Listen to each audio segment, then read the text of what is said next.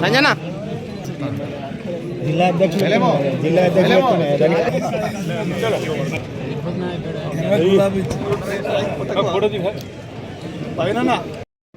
సావిత్రిబాయి పూలే మహిళలు కూడా చదువుకోవాలని నినదించి ఈరోజు సమాజంలో మేము సగం అనేటువంటి పరిస్థితికి ఎదగడానికి కారకులైనటువంటి సావిత్రిబాయి పూలే జయంతి సందర్భంగా వారికి ఘనంగా నివాళులర్పిస్తూ ఉన్నాం. వారిని తెలంగాణ ప్రభుత్వం పక్షాన గౌరవించుకొని మహిళా ఉపాధ్యాయ దినోత్సవం కూడా ప్రకటించినాం.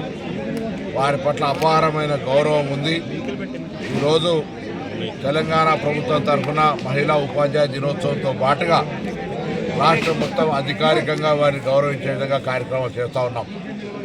తప్పకుండా సావిత్రిబాయి పూలే ఏ మార్గదర్శకత్వం చేసిందో ఆ సూచన మేరకు ఈరోజు ప్రపంచ స్థాయిలో మహిళలందరూ కూడా పోటీ పడే విధంగా మన భారత మహిళలు అన్ని రంగాల్లో మేము ఉన్నామంటూ ముందుకు వస్తూ ఉన్నారు.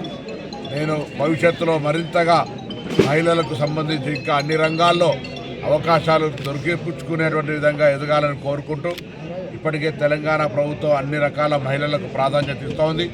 ఉచిత బస్సు మహిళలతో పాటుగా ఇందిరమ్మ ఇండ్లతో పాటుగా మహిళా సంఘాలందరినీ కూడా పటిష్టవంతం చేసి కోటీశ్వరులను చేయాలని విధంగా విద్యా వ్యవస్థలో వారికి అనేక రకాల వసతులు కలిగిస్తూ ప్రత్యేకంగా అనేకమైనటువంటి సౌకర్యాలు కలిగేసే ఈ సందర్భంలో ఆ మార్గదర్శకత్వం మహిళల గురించి ఆలోచించే విధంగా చదువుకునేటువంటి పోరాడి ఆనాడు నిషేధం ఉన్నటువంటి పరిస్థితుల్లో కూడా చదవాలని గట్టిగా మాట్లాడినటువంటి సావిత్రిబాయి పూలే గారి జయంతి సందర్భంగా వారికి ఘనంగా నివాళులర్పిస్తారు.